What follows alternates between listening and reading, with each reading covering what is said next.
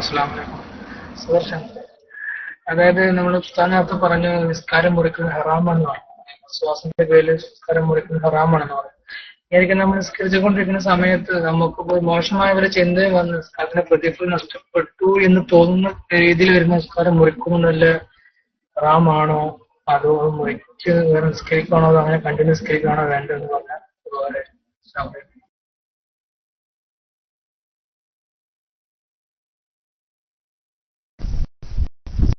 അതും ആ പറഞ്ഞ മാതിരി തന്നെയാണ്. നമുക്ക് നമ്മളെ ചിന്ത മറ്റൊരു വഴിക്ക് നീങ്ങിയത് പെട്ടെന്ന് ഓർമ്മ വന്നു. എന്നാ പിന്നെ നമ്മൾ നിസ്കാരം ഫർദ് നിസ്കാരാണെങ്കിലാണ് ഈ പറഞ്ഞതൊക്കെ കേട്ടോ. നിസ്കാരം മുറിക്കല്ല വേണ്ടത്, പൂർത്തിയാക്കാണ് വേണ്ടത്. വലാ തുബ്തിലു അഅ്മാലക്കും, അമലുകൾ നിങ്ങൾ ബാത്തിലാക്കരുത് എന്നാണ്. അമലുകൾ ബാത്തിലാക്കരുത്. അതുകൊണ്ട് ഫർദായ നിസ്കാരങ്ങൾ ബാത്തിലാക്കാൻ പാടില്ല. അപ്പൊ പിന്നെ വസ്വാസും അശ്രദ്ധയും ഉണ്ടാകുന്നതോ എന്നാണ്. അത് നമ്മൾ സ്വയം നിയന്ത്രിക്കണം. അത് നമ്മുടെ ഉത്തരവാദിത്തമാണ്. നമ്മൾ സ്വയം നിയന്ത്രിക്കുക എന്നുള്ളത്. അത് നിയന്ത്രിക്കുവാൻ വേണ്ടി നമ്മൾ കഠിനാധ്വാനം ചെയ്യണം എന്നതല്ലാതെ നിസ്കാരത്തെ ഒരിക്കലും മുറിക്കാൻ പറ്റില്ല. വേണ്ട. അതും ഒരു ചോദ്യമാണ്. അങ്ങനെ അയാള് നിസ്കാരം പൂർത്തിയാക്കിയിട്ട്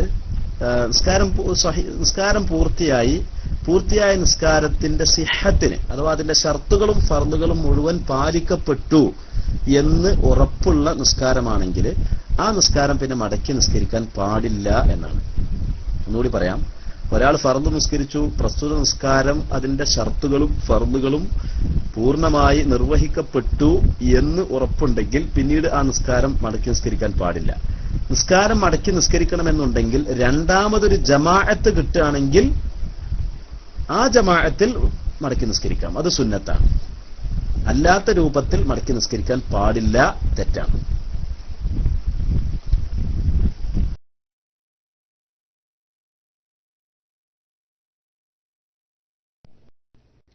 ഹലോ, അസ്സലാമു അലൈക്കും ഉസ്താദെ. ഹലോ, കേൾക്കുന്നുണ്ടോ? ഹലോ, അസ്സലാമു അലൈക്കും. ഓക്കെ ഉസ്താദെ, ഞാനിവിടെ നിസ്കരിക്കുന്നത് ഒട്ടുമിക്ക വക്തിലും നിസ്കരിക്കുന്നത് ഞാൻ ജോലി ചെയ്യുന്ന സ്ഥാപനത്തിനോട് ചേർന്നിട്ട് തന്നെയുള്ള ഒരു നിസ്കരിക്കാൻ സൗകര്യപ്പെടുത്തിയ പള്ളിയല്ലാത്ത ഒരു ഇതിലാണ്.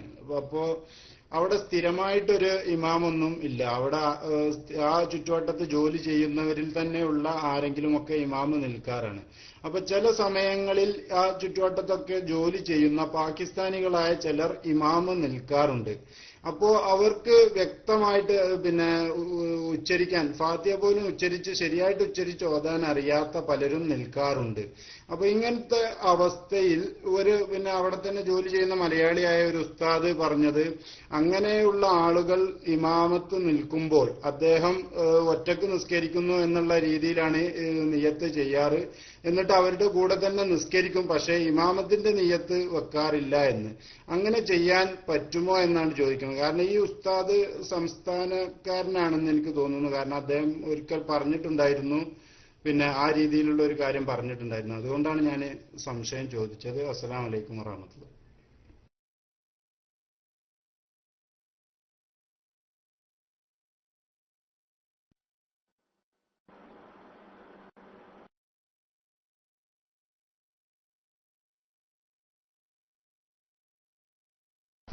വലൈക്കും അസ്സലാം വറഹ്മത്തുള്ളാഹി വബറകാതുഹു.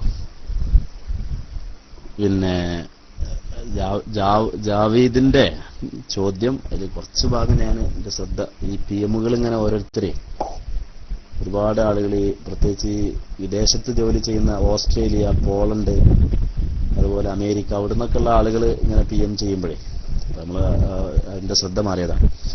അപ്പൊ നിങ്ങൾ ചോദിച്ചതിൽ ഫൽഹാസിൽ ഇതാണല്ലോ, അവിടെ നിൽക്കുന്ന ആളുകൾ ഖിറാഅത്തിൽ പഴക്കുന്ന ആൾക്കാരാണ്. ഫാത്തിഹ സൂറത്തിൽ പിഴവുള്ള ആളുകളാണ്. അങ്ങനെ പഴച്ച് ഖുർആൻ പഴക്കുന്ന ആളുകളോട്, ഓത്തറിയുന്ന ആളുകൾ തുടരാൻ പാടില്ല എന്നാണ് മനസ്സിലാക്കുക. ഓത്തിൽ പിഴവ് വരുന്ന ആളുകളോട് അർത്ഥത്തിൽ ഭംഗം വരുത്തുന്ന പിഴവ് ചെയ്യുന്ന ആളുകളുടെ പിന്നിൽ തുടരാൻ പാടില്ല. ഓത്തറിയുന്ന ആളുകൾ തുടരാൻ പാടില്ല. സമാന ആൾക്കാർ, ഇപ്പൊ പാകിസ്ഥാനത്തെ രണ്ടാളും ഒരുപോലെയാണ് ഖുർആന്റെ വിഷയത്തിൽ. എന്നാ അവർ തമ്മിൽ തുടരുന്നതിന് കുഴപ്പമില്ല. അതേ സമയത്ത് ഓത്ത് അറിയുന്ന ആളുകൾ അറിയാത്തവരോട് തുടരാൻ പാടില്ല. പിഴച്ച് അവരുടെ ഓത്തിൽ പിഴവുണ്ട് എന്ന്, അഥവാ നിസ്കാരം ബാത്തിലാക്കുന്ന രൂപത്തിലുള്ള പിഴവുകൾ കേട്ടോ, നിസ്കാരം ബാത്തിലാക്കുന്ന രൂപത്തിലുള്ള പിഴവുകൾ. ഇപ്പൊ തജ്വീദിന്റെ നിയമങ്ങൾക്ക് ചിലപ്പോ ഭംഗം വരുത്തുന്ന ആളുകളുണ്ടാവും, തജ്വീദിന്റെ നിയമങ്ങൾ. പക്ഷെ അതുകൊണ്ട് നിസ്കാരം ബാത്തിലേക്കൊള്ളുന്നില്ല. അതേസമയത്ത് ഹർക്കത്തുകൾ മാറിപ്പോവുക, അക്ഷരങ്ങൾ മാറിപ്പോവുക പോലുള്ള രൂപത്തിലുള്ള പിഴവ്, അതാണ് അതിനെപ്പറ്റിയാണ് ഞാനിവിടെ പിഴവ് എന്ന് പറഞ്ഞത്. ലഹന് അത്തരം പിഴവിൽ ഓതുന്ന ആളുകളുടെ പിന്നിൽ ഓത്തറിയുന്ന ആളുകൾ തുടർന്ന് നിസ്കരിച്ചാൽ അവരുടെ നിസ്കാരം ശരിയല്ല കേട്ടോ. തന്നെ കാന്തപുരം എ പറഞ്ഞതുപോലെ ഖാരി ആയ അഥവാ ഖിറാത്ത് അറിയുന്ന ആൾ ഉമ്മിയിനോട് തുടരാൻ പാടില്ല അല്ലേ. പിന്നെ മറ്റൊരു എന്താന്ന് വെച്ച് കഴിഞ്ഞാല്, നമ്മളിനിപ്പോ അവരെ പിന്നാലെ നിസ്കരിക്കുകയാണെങ്കിൽ മഅൽ ഇമാം എന്ന് കരുതിക്കൊണ്ട് ആ നിയ്യത്തോടു കൂടി പാടില്ല എന്നാണ് ഇപ്പൊ ഈ പറഞ്ഞതിന്റെ ഉദ്ദേശം. അതേസമയത്ത് നമ്മളിപ്പോ ആ സൊഫിലുണ്ട്, പക്ഷെ നമ്മൾ ഇമാമിനായിട്ട് നമ്മുടെ നിസ്കാരത്തെ കണക്ട് ചെയ്യാതെ നാം സ്വതന്ത്രമായിട്ട് ഒറ്റക്ക് നിസ്കരിക്കുന്ന രൂപത്തിൽ അങ്ങനെ നിസ്കരിച്ചു പോവുകയാണ്. പക്ഷെ ഇമാമിന്റെയും നമ്മുടെയും സമയമൊക്കെ ഒരേപോലെ തന്നെയാണ് വരുന്നത്. പക്ഷെ നമ്മൾ റുക്കൂ ചെയ്യുന്നത് അയാളുടെ റുക്കൂവിനെ കണക്ട് ചെയ്തുകൊണ്ടല്ല, നമ്മൾ സുജൂദ് ചെയ്യുന്ന അയാളെ സുജൂദിനോട് കണക്ട് ചെയ്തുകൊണ്ടല്ലാത്ത വിധത്തിൽ ഒറ്റക്ക് നിസ്കരിക്കുന്നു എന്ന ഭാവത്തിലാണ് നാം നിസ്കരിക്കുന്നതെങ്കിൽ അപ്പൊ നിസ്കാരത്തിൽ കുഴപ്പമില്ല. അതേസമയത്ത് നമ്മുടെ നിസ്കാരത്തെ മഅൽ ഇമാം എന്ന നിയ്യത്തോടുകൂടി ആ വിചാരത്തോടുകൂടി അയാളെ പിന്നാലെ തുടർന്ന് നിസ്കരിക്കുകയാണെങ്കിൽ ആ നിസ്കാരം ശരിയല്ല കേട്ടോ. അങ്ങനെയാണ് നിസ്കാരം, അങ്ങനെയാണ് അതിന്റെ മസല.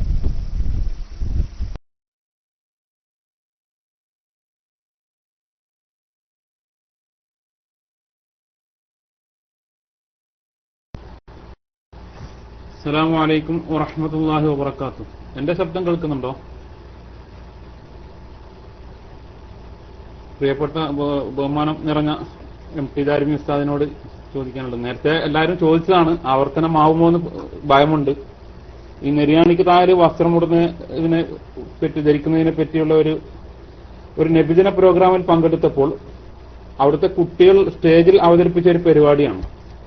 ഒരു കുട്ടി പോയി നിസ്കരിക്കുന്നു, അതിനിപ്പുറം മാറിയിരിക്കുന്ന ഒരു ഉസ്താദും കുട്ടികൾ തന്നെയാണ്, കുട്ടികൾ അത് അഭിനയിച്ച് കാണിച്ചു കൊടുക്കുകയാണ്.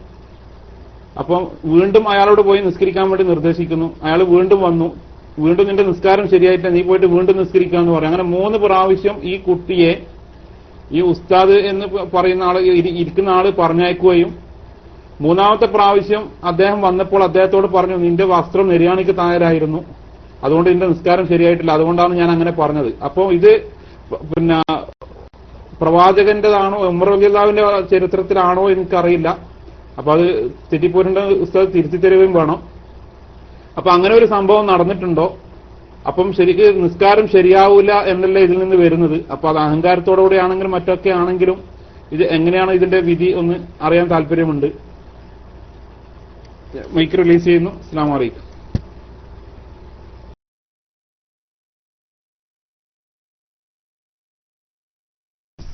വലൈക്കും അസ്സലാം വറഹ്മത്തുള്ളാഹി. നെരിയാണിന്റെ ചുവട്ടിലേക്ക് തുണി ഇറങ്ങി എന്നതുകൊണ്ട് മാത്രം, ഇപ്പൊ ആ കുട്ടിയുടെ പാന്റ് ചിലപ്പോ പൊക്കിള് മറിയാത്തതിന്റെ പേരിൽ ഔറത്ത് വെളിവായതിന്റെ പേരിൽ മടക്കി നിസ്കരിക്കാൻ വേണ്ടി പറഞ്ഞിരിക്കുകയാണെങ്കിൽ ഓക്കെ, ആ പറഞ്ഞത് ശരിയാണ്. നെരിയാണിന്റെ ചുവട്ടിലേക്ക് ഇറങ്ങി എന്നതുകൊണ്ട് മാത്രം അയാൾ നിസ്കാരം മടക്കി നിസ്കരിക്കേണ്ടതില്ല. മാത്രമല്ല അങ്ങനെ നിസ്കരിക്കാൻ വേണ്ടി പറയും വേണ്ട കേട്ടോ. പിന്നെ നബി സല്ലല്ലാഹു അലൈഹി വസല്ലം തങ്ങളുടെ ഹദീസുകളിൽ കാണുന്ന വിഷയങ്ങൾ എന്ന് പറഞ്ഞാൽ അത് തശ്രീഇന് വേണ്ടി നബി സല്ലല്ലാഹു അലൈഹി വസല്ലം തങ്ങൾ പല ഇടപെടലും നടത്തും. അത് ഏത് അർത്ഥത്തിനാണ് നബി സല്ലല്ലാഹു അലൈഹി വസല്ലം തങ്ങളുടെ ഇടപെടൽ എന്ന് ആ ഹദീസ് വിശദീകരിച്ച ഇമാമുമാരുടെ വിശദീകരണം നോക്കിയിട്ടേ നമുക്ക് പറയാൻ പറ്റുള്ളൂ. അപ്പോ നമ്മുടെ ഇമാമുമാർ ആ വിഷയത്തിൽ എഴുതിയിട്ട് രേഖപ്പെടുത്തിയിട്ടുള്ളത് നെരിയാണിന്റെ ചുവട്ടിലേക്ക് തുണി ഇറങ്ങി എന്നതുകൊണ്ട് നിസ്കാരത്തിന്റെ സിഹത്തിന് കുഴപ്പമൊന്നും പറ്റുന്നില്ല, കോട്ടം പറ്റുന്നില്ല. അപ്പൊ നെരിയാണിന്റെ ചുവട്ടിലേക്ക് ഇറങ്ങിക്കൊണ്ട് തുണി ഇറങ്ങിക്കൊണ്ട് നിസ്കരിക്കുകയാണെങ്കിൽ ആ നിസ്കാരം സ്വഹീഹാണ്. നിസ്കാരം അതിന്റെ ഷർത്തുകളും ഫർളുകളും പാലിച്ചു എന്ന അർത്ഥത്തിൽ അത് സ്വഹീഹാണ്. സ്വഹീഹായ നിസ്കാരം പിന്നെ മടക്കി നിസ്കരിക്കേണ്ടതില്ല. സ്വഹീഹായ നിസ്കാരം പിന്നെ മടക്കി നിസ്കരിക്കുക എന്നുള്ളത് രണ്ടാമതൊരു ജമാഅത്ത് കിട്ടുമെങ്കിൽ അതിൽ മടക്കി നിസ്കരിക്കാം, അത് സുന്നത്താണ്. അല്ലാതെ മടക്കി നിസ്കരിക്കാൻ വേണ്ടി പറഞ്ഞ ആ അധ്യാപകൻ ഈ അർത്ഥത്തിലാണെങ്കിൽ അധ്യാപകന്റെ ആ ഇടപെടൽ ശരിയായിട്ടില്ല, തെറ്റാണ്.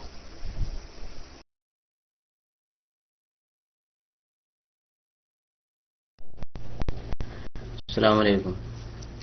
കേൾക്കാമോ? ഹലോ, കേൾക്കുന്നുണ്ടോ? ഉസ്താദേ, എന്റെ സംശയം, ഇപ്പൊ ഇവിടെ സൗദിയിലൊക്കെ ഫസ്റ്റ് ജമാഅത്ത് കഴിഞ്ഞാൽ രണ്ടാമത്തെ ജമാഅത്ത് തുടങ്ങുമ്പോൾ ഇമാമ് ചിലപ്പോ വസ്ത്രങ്ങൾ നിര്യാണിന്റെയും കീഴ്പ്പെട്ടായിട്ട് കാണാം. ചിലപ്പോ സൗദികളായിട്ടോ അല്ലെങ്കിൽ തോപ്പൊക്കെ ആയിട്ട് നിരന്റെ താഴത്തായിട്ട് നിസ്കരിക്കുന്ന ഇമാമിനെ കാണാം. അപ്പോൾ ആ ഇമാമിനെ കൊണ്ട് തുടർന്ന് നിസ്കരിക്കാൻ പറ്റുമോ? ആ ഇമാമിന്റെ നിസ്കാരം ശരിയാവുമോ ഇല്ലയോ എന്നുള്ളതാണ് എന്റെ സംശയം. അസ്സലാമു അലൈക്കും.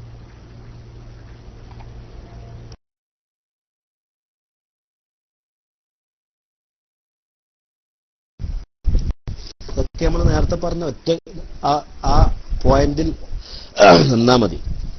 അതായത് അത് അഹങ്കാരം, ഗമ എന്നതാണ് അയാളുടെ കൽബിലുള്ളതെങ്കിൽ അത് ഹറാമാണ്. അത് തുടർച്ചയായിട്ട് ചെയ്യുന്ന ആളാണെങ്കിൽ അയാളോട് തുടർന്നാൽ നിസ്കാരം ശരിയാവും, ജമാഅത്തിന്റെ കൂലിട്ടൂല. അതേ സമയത്ത് നമ്മളിപ്പോ ഒരു ഇമാമ് അയാളുടെ ഖമീസ് നെരിയാണിന്റെ ചുവട്ടിലേക്ക് താഴ്ന്നിട്ടുണ്ടെങ്കിൽ അയാളുടെ മനസ്സിൽ ഗമണ്ടോ ഇല്ലേ എന്നുള്ളത്, ഗമല്ല എന്ന് വെക്കലാണ് നമ്മൾ ചെയ്യേണ്ടത്. ഹുസ്നുദ്ദന്നാണ് നമ്മൾ പ്രാഥമികമായിട്ട് ഏതൊരാളെ പറ്റിയും വെച്ചു പുലർത്തേണ്ടത്. ഞാൻ നിങ്ങളോടാണെങ്കിലും നിങ്ങൾ എന്നോടാണെങ്കിലും പ്രാഥമികമായിട്ട്, പ്രത്യേകിച്ച് സാഹചര്യ തെളിവുകളൊന്നും ഇല്ലെങ്കിൽ അയാളുടെ മനസ്സിൽ അങ്ങനെ ഒരു ഗമയുടെ ഭാവമില്ല എന്നാണ് നമ്മൾ അയാളെ പറ്റി വെച്ചു പുലർത്തേണ്ടത്. അങ്ങനെയാകുമ്പോൾ അയാളെ സംബന്ധിച്ച് ഫാസിഖ്, തമ്മാടി എന്നുള്ള പട്ടികയിൽ ഉൾപ്പെടുത്താൻ നിർവാഹമില്ല. ആ നിലക്ക് അയാളോട് തുടർന്ന് നിസ്കരിക്കുമ്പോൾ ആ ജമാഅത്തിന്റെ കൂലി കിട്ടും ചെയ്യും കേട്ടോ. അങ്ങനെയാണ് ഇതിന്റെ മസല.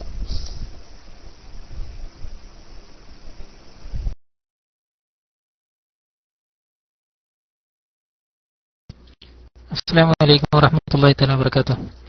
ഞാൻ നേരത്തെ ചോദിച്ചപ്പോൾ ഉസ്താദ് എന്തോ ശ്രദ്ധ മറ്റുള്ള ഒരു ഉപയോഗമായിട്ട് ഇതായതുകൊണ്ട് ശ്രദ്ധയിൽ മുഴുവൻ ചോദ്യം മനസ്സിലായില്ല എന്ന് പറഞ്ഞതുകൊണ്ട് വീണ്ടും ചോദിക്കുകയാണ്. ഇപ്പം വീട്ടിൽ എന്റെ ഭാര്യ നിസ്കരിച്ചുകൊണ്ടിരിക്കുന്ന സമയത്ത് ചിലപ്പം കുട്ടികളെ മറ്റൊരു മുറിക്കകത്ത് ഉറക്കിയിട്ടോ അല്ലെങ്കിൽ കളിക്കാനിരുത്തിയിട്ടോ വന്ന് മറ്റൊരു മുറിയിൽ നിസ്കരിക്കുന്ന സമയത്ത് റൂമിനകത്ത് അടച്ചുപൂട്ടാൻ മാത്രം വാതിലുകളൊന്നുമില്ല, വെറും തുണിയിട്ട് നിസ്കരിക്കുകയാണ്. പിന്നെ മുൻഭാഗത്തും പിൻഭാഗത്തും വീട്ടിന് മെയിൻ 2 വാതിലുകൾ മാത്രമേ വാതിലുള്ളൂ. അപ്പം ഇങ്ങനെയുള്ള സമയത്ത് അവള് നിസ്കരിച്ചു കൊണ്ടിരിക്കുന്ന സമയത്ത് കുട്ടികൾ വന്ന് ഇവള് സുജൂദിലുള്ള സമയത്ത് പെർഡിയിൽ കയറിയിരിക്കുക, ഇങ്ങനെയുള്ള ഉപദ്രവങ്ങൾ ചെയ്ത് നിസ്കാരം പൂർത്തിയാക്കാൻ പറ്റാത്ത ഒരു അവസ്ഥയിലേക്ക് കുട്ടികൾ ചെന്നെത്തിക്കുന്നു. അങ്ങനെ നിസ്കാരം മാറ്റിലാക്കാൻ പറ്റില്ല എന്ന് ഉസ്താദ് ആവർത്തിച്ച് പറഞ്ഞിട്ടുണ്ട്. എങ്കിലും ഇങ്ങനെയുള്ള സമയത്ത് ഇത് ഒരു കോലം കൊണ്ടും കുട്ടികൾ പെർഡിയിൽ തൂങ്ങിയാൽ പിന്നെ അത്തയ്യാത്ര ഇരുന്ന് കഴിഞ്ഞാൽ കുട്ടികൾ പെർഡി പിടിച്ച് അങ്ങ് തൂങ്ങും, എണീക്കാൻ പറ്റാത്തൊരവസ്ഥ. ഇങ്ങനെയൊക്കെ വരുന്ന സമയത്ത് എന്ത് ചെയ്യണമെന്ന്. പിന്നെ ഒരു സംശയം എനിക്കുള്ളത്, ഇവിടെ ഇപ്പം ഒരു വിശ്വാസമുള്ളൊരു മനുഷ്യരുണ്ട്, അതായത് ഇമാമിന്റെ കൂടെ മാമുമായിട്ട് ഇദ്ദേഹം നിസ്കരിക്കും. നിസ്കാരം കഴിഞ്ഞാൽ പിന്നീട് നിസ്കാരം സലാം വീട്ടിയ ഉടനെ തന്നെ പിന്നീട് വന്നിട്ട് പിന്നീട് ആരൊക്കെ വരുന്നത് അവർക്ക് ഇദ്ദേഹം തന്നെ ഇമാമായി നിസ്കരിക്കും. അതുപോലെ ഇങ്ങനെ 3-4 പ്രാവശ്യങ്ങളിൽ ഇമാമായി തന്നെ അദ്ദേഹം തുടരുന്ന ഒരവസ്ഥ. അപ്പൊ അയാളെ തുടർന്ന് നിസ്കരിക്കാൻ പറ്റുമോ എന്ന്. അസ്സലാമു അലൈക്കും വറഹ്മത്തുള്ളാഹി തആല വബറകാതുഹു. വലൈക്കും അസ്സലാം വറഹ്മത്തുള്ളാഹി വബറകാതുഹു. ഇങ്ങനെ കുട്ടികൾ നമ്മളെ പെരടി പിടിച്ച് തൂങ്ങി നോക്കുമ്പോൾ നമ്മളെന്താ ചെയ്യേണ്ടത്? 3 അനക്കം അനങ്ങാത്ത രൂപത്തിൽ ആ കുട്ടികളെ മാറ്റി നിർത്തുകയാണ് വേണ്ടത്. നമ്മുടെ നിസ്കാരത്തെ അവര് ബാത്തിലാക്കുന്ന രൂപത്തിൽ, അല്ലെങ്കിൽ നിസ്കാരം മുന്നോട്ട് കൊണ്ടുപോകാൻ സാധിക്കാത്ത രൂപത്തിൽ അവര് പിന്നെ നമ്മളെ പെരടി പിടിച്ച് തൂങ്ങുകയാണെങ്കിൽ അവരെ മാറ്റി 3 അനക്കം അനങ്ങാത്ത രൂപത്തിൽ അവരെ മാറ്റി വെക്കണം. എന്നിട്ടും അവര് നമ്മൾ നിസ്കരിക്കാൻ അനുവദിക്കുന്നില്ല, നമുക്ക് നിസ്കാരം പൂർത്തിയാക്കാൻ സാധിക്കുന്നില്ല. അങ്ങനത്തെ ഒരു അത് പിന്നെ ഒരു എന്താ പറയാ, ഒരു ഗത്യന്തരമില്ലാത്ത ഘട്ടാണ്, ഗതിമുട്ടിയ ഘട്ടാണ്. അങ്ങനത്തെ ഒരു ളറൂറത്തിന്റെ ഘട്ടത്തിൽ അയാൾ എന്ത് ചെയ്യണം? നിസ്കാരം മുറിച്ചിട്ട് ആ കുട്ടികളെ മാറ്റി വെച്ചിട്ട് പിന്നെ ആദ്യം നിസ്കരിക്കണം. അങ്ങനെയാണ് ചെയ്യേണ്ടത്. ഒരാൾക്ക് നിസ്കരിക്കാൻ പൂർത്തിയാക്കാൻ കഴിയുന്നില്ല, ഇവൻ എന്താ ചെയ്യാം അല്ലേ? അതിനെപ്പറ്റി ഒമൻ പിന്നെ എങ്ങനെ പറയാ, ആദ്യം വല അങ്ങനെ ഒരു ആയത്തുണ്ട്, എനിക്ക് ഓർമ്മയിട്ടില്ല. അതായത് ഇങ്ങനെ ഗതിമുട്ടിയ സന്ദർഭത്തിൽ നമ്മൾ ചെയ്യുന്ന ഒരു അമലിനെ നമുക്ക് പൂർത്തിയാക്കാൻ സാധിക്കുന്നില്ല, പിന്നെ അത് പൂർത്തിയാക്കാൻ സാധിക്കണമെന്നുണ്ടെങ്കിൽ ആ അമല് തൽക്കാലം മുറിച്ചിട്ട് പുനരാരംഭിക്കണം എന്നുള്ള സ്ഥിതിവിശേഷമാണെങ്കിൽ അപ്പൊ അത് തൽക്കാലം മുറിച്ചിട്ട് പുനരാരംഭിക്കുകയാണ് വേണ്ടത്. പൂർത്തിയാക്കാൻ പറ്റുന്ന സാഹചര്യം ഉണ്ടാക്കിയതിനു ശേഷം പുനരാരംഭിക്കുകയാണ് വേണ്ടത് എന്നാണ് അതിനുള്ള മറുപടി. പിന്നെ രണ്ടാമത്തെ ചോദ്യത്തിൽ പറഞ്ഞത് എന്താണ്? ഒരാൾ ഇമാമത്ത് നിൽക്കുന്ന ഒരു തവണ, വീണ്ടും അയാൾ 3-4 തവണ ഇമാമത്ത് നിൽക്കുകയാണ് ചെയ്യുന്നത്. എന്നാൽ അങ്ങനെയുള്ള ഇമാമിനോട് തുടരാൻ പറ്റുമോ എന്നാണ്. ആ വിഷയത്തിൽ ഷാഫി മദ്ഹബിൽ 2 അഭിപ്രായമുണ്ട്.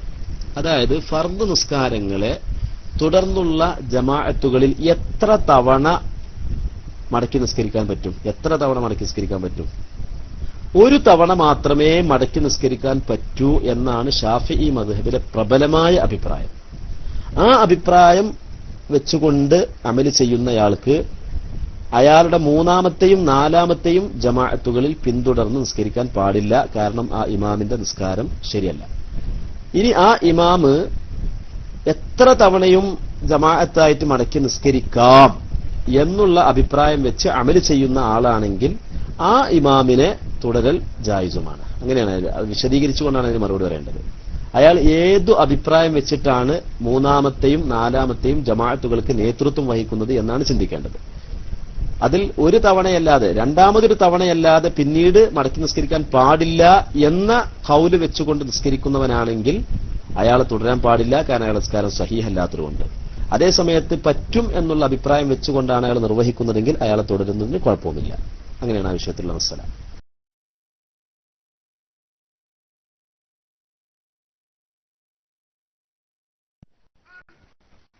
ഹലോ, അസ്സലാമു അലൈക്കും വറഹ്മത്തുള്ളാഹി വബറകാതുഹു. എന്റെ ശബ്ദം കേൾക്കുന്നുണ്ട് നേരില്ല. ഉസ്താദെ, ഞാൻ ഇപ്പോ വണ്ടിയിൽ വരുന്ന സമയത്ത് ഫോണിൽ കേട്ടോണ്ടിരുന്നതാ. ആ സമയത്ത് ഹോളണ്ട് എന്നുള്ള ഒരു സുഹൃത്ത് ചോദ്യം ചോദിക്കുന്നത് കേട്ട് അതിന്റെ ഉത്തരം ഉസ്താദ് പറഞ്ഞത് അങ്ങനെ ആ ജുമാക്ക് 40 ആള് തന്നെ വേണം എന്നുള്ള രീതിയിലാണ് എനിക്ക് മനസ്സിലാക്കാൻ കഴിഞ്ഞത്. അല്ലെങ്കിൽ ജുമ ശരിയാകില്ല എന്നുള്ളതാണ്.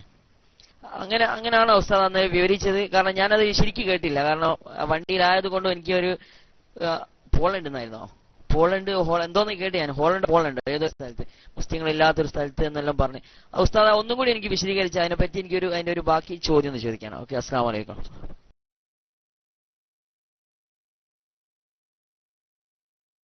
വലൈക്കും സലാം. അദ്ദേഹം ചോദിച്ചത് അദ്ദേഹം ജോലി ചെയ്യുന്ന സ്ഥലത്ത് 10-ൽ താഴെ ആളുകൾ മാത്രമാണ് അവിടെ ജുമാ നിസ്കാരത്തിൽ പങ്കെടുക്കുന്നത് എന്നാണ്. മാത്രമല്ല അവരാരും തന്നെ സ്വദേശികളല്ല താനും. അപ്പൊ സ്വദേശികളല്ലാത്തവരായതുകൊണ്ടും 40 ആളുകൾ തികയാത്തതുകൊണ്ടും അവർക്ക് ജുമാ നിർബന്ധമില്ല. അവർ ളുഹർ നിസ്കരിക്കുകയാണ് വേണ്ടത് എന്നാണ് ഞാൻ വിശദീകരിച്ചത്.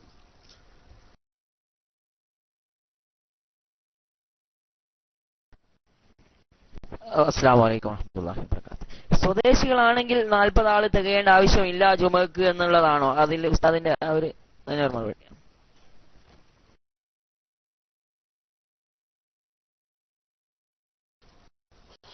അങ്ങനെയല്ല. വിദേശികൾ മാത്രമായിട്ട് ജുമാ നിസ്കാരമല്ല. സ്വദേശികളാകുകയും വേണം, 40 ആളുകൾ പൂർത്തിയാവുകയും വേണം. അതാണ് പറഞ്ഞത് കേട്ടോ.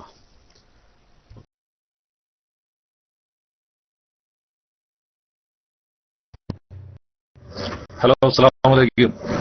ഉസ്താദ്, ഞാൻ ജോലി ചെയ്യുന്ന സ്ഥലത്ത് ഈ നിസ്കരിക്കുമ്പോ ഇമാമത്ത് നിൽക്കുന്നത് ഈ മിസ്രി പാകിസ്ഥാനി ഇവരൊക്കെയാണ്. പക്ഷെ അവര് ഈ സോക്സ് തടകിയിട്ടാണ് ഒളു ചെയ്യുന്നത്. അപ്പൊ അത് നൂർ ഫൈസി ഉസ്താദ് പറഞ്ഞതനുസരിച്ചിട്ട് ഞാൻ പിന്നെ അവരായിട്ട് തുടരാറില്ല. അതായത് ഞാൻ തനിയാണ് നിസ്കരിക്കുന്നത്. അപ്പൊ അതുകൊണ്ട് അങ്ങനെ തെറ്റുണ്ട്. അപ്പൊ മറ്റുള്ളവരൊക്കെ ജമാഅത്തായിട്ട് നിസ്കരിക്കും. അപ്പൊ ഞാനിത് മാറി നിസ്കരിക്കുമ്പോ അവര് പറയും ഒരുമിച്ച് നിസ്കരിക്കണം, ജമാഅത്തിന്റെ കൂലിയാണ്, മറ്റാണ്, മറിച്ചാണെന്നൊക്കെ ഇങ്ങനെ പറയും. അപ്പൊ ഞാനിതിനെ പറ്റി ഇങ്ങനെ പറയുമ്പോൾ അവര് പറയും അങ്ങനെ ഒന്നുമില്ല, ഞങ്ങളുടെ മതബിൽ ഇങ്ങനെയാണ്, സോക്സ് തടയാലും മതി എന്നൊക്കെ പറയുന്നുണ്ട്. അപ്പൊ ഞാനിങ്ങനെ തനിയെ നിസ്കരിക്കുന്നത് കൊണ്ട് തെറ്റുണ്ടോ? അല്ലെങ്കിൽ മറ്റുള്ള മതബാണെങ്കിൽ ഇപ്പൊ നമ്മൾ ആ മതബ് അനുസരിച്ചിട്ടുള്ള ഇത് ചെയ്യണ്ടേ? അപ്പൊ നമ്മുടെ മതബ് അനുസരിച്ചിട്ട് സോക്സ് തടയി കഴിഞ്ഞാൽ ഒന്നും സഹിയാവൂല എന്നുള്ളതാണ്. അപ്പൊ എന്താണെന്ന് വിശദീകരിക്കാം മൈക്ക് റിലീസ്.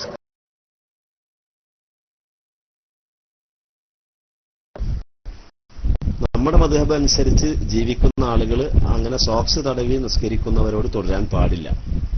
മഅ്മൂമിന്റെ മദ്ഹബാണ് ആ വിഷയത്തിൽ പരിഗണിക്കേണ്ടത്. ഇമാമിന്റെ മദ്ഹബ് അനുസരിച്ച് സ്വഹീഹാകുന്ന ഒരു നിസ്കാരം മഅ്മൂമിന്റെ മദ്ഹബ് അനുസരിച്ച് സ്വഹീഹല്ലെങ്കിൽ മഅ്മൂം അത്തരം ഇമാമിനോട് തുടരാൻ പാടില്ല. മനസ്സിലായില്ലേ? മഅ്മൂമിന്റെ മദ്ഹബ് അനുസരിച്ച് സ്വഹീഹല്ലാത്ത ഇമാമിന്റെ നിസ്കാരത്തോട് മഅ്മൂം തുടരാൻ പാടില്ല എന്ന നൂർ ഫൈസ് ഉസ്താദ് പറഞ്ഞ മറുപടിയാണ് യഥാർത്ഥ മറുപടി. ഓക്കെ, അസ്സലാമു അലൈക്കും.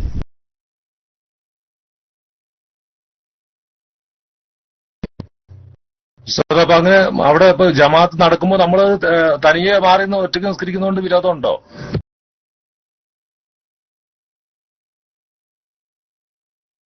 ഒരു വിരോധമില്ല. അങ്ങനെയാണ് നിങ്ങൾ നിസ്കരിക്കേണ്ടത്. അങ്ങനെയാണ് നിങ്ങൾ നിസ്കരിക്കേണ്ടത്. ഒറ്റക്ക് നിസ്കരിക്കുന്നതിന് വിരോധമുണ്ടോ എന്ന് പറഞ്ഞാൽ വിരോധമില്ലെന്ന് മാത്രമല്ല, അങ്ങനെയാണ് നിങ്ങൾ നിസ്കരിക്കേണ്ടത്. ഒറ്റക്കാണ് നിങ്ങൾ നിസ്കരിക്കേണ്ടത് കേട്ടോ. അപ്പൊ ജമാഅത്തിന്റെ കൂലി നഷ്ടപ്പെടൂലേ? നഷ്ടപ്പെട്ടോട്ടെ. ഒരു സുന്നത്ത് കിട്ടാൻ വേണ്ടി നമ്മൾ ഫർദ് നഷ്ടപ്പെടുത്താൻ പാടില്ലല്ലോ. തുണി കഴിച്ചിട്ട് കാണും തലി കെട്ടാൻ പാടില്ലല്ലോ. അപ്പൊ അതുകൊണ്ട് തന്നെ നമ്മൾ ഒറ്റക്കാണ് നിസ്കരിക്കേണ്ടത്.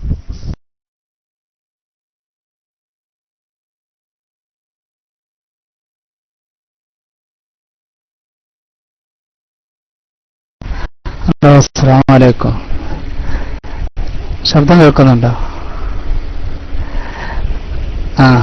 എനിക്ക് ചോദിക്കാനുള്ളത് ഈ കാലിസ്ഥാനം നമുക്ക് ഒരാളിൽ നിന്ന് സ്വയമായി നീക്കാൻ കഴിയുമോ? അതല്ലെങ്കിൽ നമ്മൾ എന്തെങ്കിലും പ്രശ്നങ്ങൾ ഉണ്ടെങ്കിൽ ആ കാലിക്ക് ബദലൊരു കാലിയെ വെക്കാൻ പറ്റുമോ? ആ വിഷയത്തിലൊന്ന് വിശദീകരിച്ചിരുന്നു പറയുന്നു.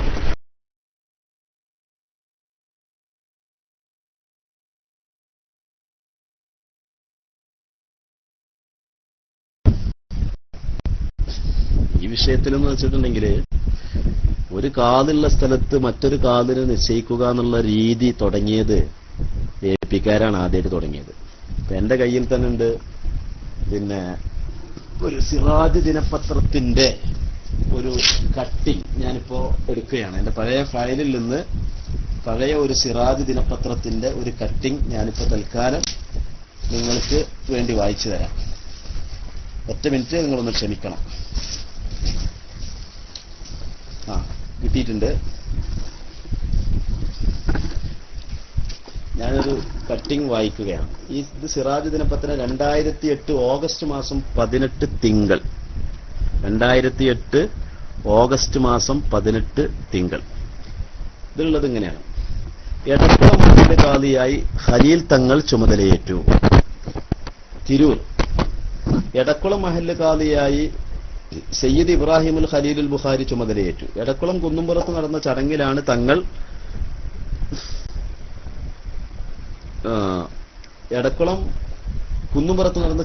തങ്ങൾ ഖാദിയായി സ്ഥാനമേറ്റത്. Kanthapuram A P Abubakar Musliyar, E Sulaiman Musliyar എന്നിവർ ഖലീൽ തങ്ങളെ സ്ഥാനവസ്ത്രം അണിയിച്ചു.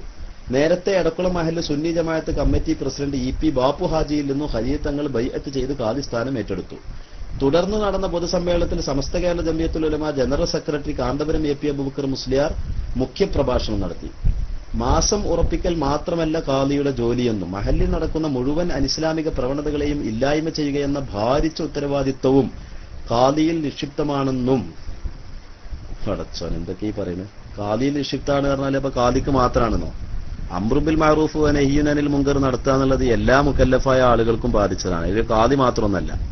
മഹല്ലിൽ നടക്കുന്ന എല്ലാ അനിസ്ലാമിക പ്രവണതകളും ഖാദി മാത്രമാണ് നോക്കേണ്ടത് എന്നുള്ളത് ആ വാദം തെറ്റാണ്.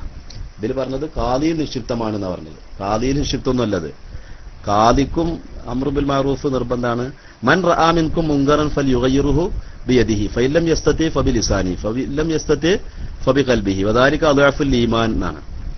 ആര് തന്നെ തിന്മകൾ കണ്ടാലും അതിനെ അവർ തടുക്കണം എന്നാണ്. അവിടെ ഖാദിക്കും ഉത്തരവാദിത്തമുണ്ട്, കമ്മിറ്റിക്കാർക്ക് ഉത്തരവാദിത്തമുണ്ട്. പൊതുവെ നമ്മളെ മഹല്ലിലൊക്കെ ഒരു ചിന്താഗതി ഉണ്ട്. ഈ നാട്ടിൽ നടക്കുന്ന തെറ്റായ കാര്യങ്ങളൊക്കെ അതൊക്കെ മൗലിയർ നോക്കിക്കോളും, ഞങ്ങൾക്ക് കമ്മിറ്റിക്കാർക്കും നാട്ടുകാർക്കും അതിൽ യാതൊരു ഒരു ഉത്തരവാദിത്വം ഇല്ല. ഒരിക്കൽ ഞാനൊരു സ്ഥലത്ത് ജോലി ചെയ്യുന്ന സമയത്ത് അവിടെ എന്തോ പ്രശ്നം ഉണ്ടായപ്പോ, ഒരു തെറ്റ് എന്തോ ഉണ്ടായപ്പോ അവിടുത്തെ ഒരു മൗലിയർ ഒന്ന് കണ്ട് എന്നോട് പറഞ്ഞ്, ഉസ്താദ് നിങ്ങളല്ലേ പറയേണ്ടത്. ഞാൻ ചോദിച്ചു, നിങ്ങളൊരു മൗലിയർ തന്നെയല്ലേ, നിങ്ങളൊരു മുസ്ലിയാരല്ലേ, നിങ്ങൾക്ക് എന്താ ബാധകല്ലേ ചോദിച്ചു. എന്താ നിന്നോട് മാത്രം പറയണേ? ഞാൻ പറഞ്ഞോളാം. അതേപോലെ തന്നെ നിങ്ങളും പറയണം. നിങ്ങൾ നാട്ടുകാരനായ മൂല്യരാണ്, നിങ്ങൾക്ക് പറയാൻ പറ്റൂല. ഞങ്ങൾക്ക് വിദേശത്ത് പുറത്തുനിന്ന് വന്നാൽ ഞങ്ങൾക്ക് മാത്രമേ പറ്റുള്ളൂ എന്നുള്ള ആ വാദം തെറ്റാണ്. അതെല്ലാവർക്കും ബാധകമാണ് കേട്ടോ. അപ്പൊ ഖാദിയിൽ നിക്ഷിപ്തമാണ് എന്ന് ആണ് സിറാജിൽ കൊടുത്തിട്ടുള്ളത്, തെറ്റാണ്. ഈ ഉത്തരവാദിത്വം നിറവേറ്റുന്നതിന് മുസ്ലിം സമൂഹം ഒന്നടങ്കം ഖാദിയുടെ ഉപദേശങ്ങളും നിർദ്ദേശങ്ങളും ശിരസാ വഹിക്കണമെന്നും കാന്തപുരം ഓർമ്മിപ്പിച്ചു എന്ന് അതിലുള്ളത്.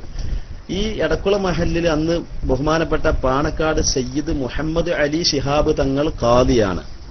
ആ സമയത്ത് തന്നെയാണ് ആ മഹല്ലിൽ ഖലീൽ തങ്ങളെ ഖാദിയാക്കിയത്. എന്താ അതിന്റെ മതവിധി? അതിന്റെ മതവിധി എന്താണ്? അപ്പൊ ഇപ്പൊ പുതിയ ആൾക്കാർ പുതിയ ചില പ്രസ്താവനകളൊക്കെ ഇറക്കുന്ന സമയത്ത് ആ പഴയതൊന്നും മാന്തും നമ്മള് കേട്ടോ. നമ്മൾ പഴയത് മാന്തിപ്പിക്കണ്ട, വെറുതെ ആ വിഷയത്തേക്ക് നമ്മൾ ചർച്ച പോകണ്ട. പിന്നെ അതിന്റെ വിധി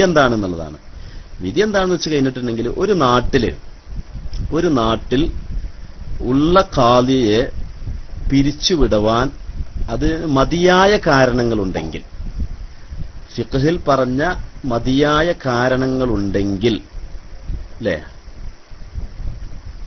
അതെ, അതന്നെ പറയാൻ പോകുന്നത്, നിയമം തന്നെ പറയാൻ പോകുന്നത്.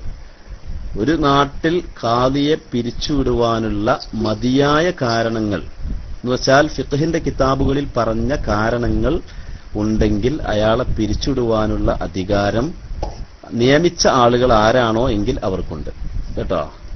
നിയമിച്ച ആളുകൾ ആരാണോ, ബഹുമാനപ്പെട്ട നാട്ടിക ഉസ്താദിന്റെ വാക്ക് കടമെടുത്തുകൊണ്ട് ഞാൻ പറയട്ടെ, ആരാണോ നിയമിച്ചത് അവർക്ക് മതിയായ കാരണങ്ങൾ ഉണ്ടെങ്കിൽ പിരിച്ചുവിടുവാനും അധികാരമുണ്ട്. മനസ്സിലായില്ലേ? പിന്നെ ഭരണാധികാരി നിയമിച്ച ഖാദിയാണെങ്കിൽ മതിയായ കാരണങ്ങൾ ഉണ്ടെങ്കിൽ മാത്രമേ അയാൾക്ക് പിരിച്ചുവിടുവാൻ അനുവാദമുള്ളൂ. പക്ഷേ മതിയായ കാരണങ്ങളില്ലാതെ അയാൾ പിരിച്ചുവിട്ടിട്ടുണ്ടെങ്കിൽ ആ പിരിച്ചുവിട്ടത് നടപ്പിൽ വരും. അതേസമയത്ത് ജനങ്ങളാൽ നിയമിക്കപ്പെട്ട ഖാദിയാണെങ്കിൽ മതിയായ കാരണങ്ങൾ ഉണ്ടെങ്കിൽ മാത്രമേ അവർക്ക് പിരിച്ചുവിടുവാനും അധികാരമുള്ളൂ. അല്ലെങ്കിൽ മതിയായ കാരണങ്ങൾ ഇല്ലെങ്കിൽ അവർ പിരിച്ചുവിട്ടാൽ ആ നടപടി സാധുവാകുന്നതല്ല. അങ്ങനെയാണ് ഇതിന്റെ വിധി. പിന്നെ ഒരു നാട്ടിൽ ഒരു ഖാദി ഉണ്ടാകുമ്പോൾ തന്നെ മറ്റൊരു ഖാദിയെ നിയമിക്കാൻ പറ്റുമോ എന്നാണ്. ഒരു നാട്ടിൽ ഒരു ഖാദി ഉണ്ടാകുമ്പോൾ തന്നെ അവിടെ ആവശ്യാനുസരണം ഒന്നിലധികം ഖാദിമാരെ നിയമിക്കുന്നതിന് കുഴപ്പമില്ല, അത് അനുവദനീയമാണ്. പക്ഷേ നിയമിക്കുന്ന ആളുകൾ ഓരോരുത്തരും അവരവരുടെ ഗ്രൂപ്പിന് വേണ്ടി അല്ലെങ്കിൽ ഓരോ വ്യക്തികൾക്ക് വേണ്ടി, വ്യക്തി താല്പര്യങ്ങൾക്ക് വേണ്ടിയുള്ള നിയമനമാവാൻ പാടില്ല. മഹലിന്റെ പൊതുവായ കാര്യത്തിൽ പൊതുവായ നിയമനമായിരിക്കണം എന്ന് മാത്രമേ അവിടെ ചിന്തിക്കാനുള്ളൂ കേട്ടോ. വിധി പറയൂ, ദാറ്റ്സ് ഇറ്റ് എന്ന് പറയുന്നുണ്ട്. വിധി തന്നെയാണ് ഈ പറഞ്ഞത്. വിധി എന്താ പറഞ്ഞത്? ഒരു നാട്ടിൽ ഒരു ഖാദിയെ പിരിച്ചുവിടാൻ മതിയായ കാരണങ്ങളുണ്ടെങ്കിൽ ജനങ്ങളാൽ നിയമിതനായ ഖാദിയെ പിരിച്ചുവിടുവാൻ ജനങ്ങൾക്ക് അനുവാദമുണ്ട്. അതാണ് എന്റെ വിധി. ഇനി ഒരു നാട്ടിൽ ഒന്നിലധികം ഖാദിമാരെ നിയമിക്കണമെന്ന് തോന്നുന്നുണ്ടെങ്കിൽ ഒന്നിലധികം ഖാദിമാരെ നിയമിക്കുവാനും നിയമിക്കുന്നവർക്ക് അനുവാദമുണ്ട്. ഇനി എന്തായാലും അപ്പുറഞ്ഞൊരു വിധി പറയാന്? ഓക്കെ,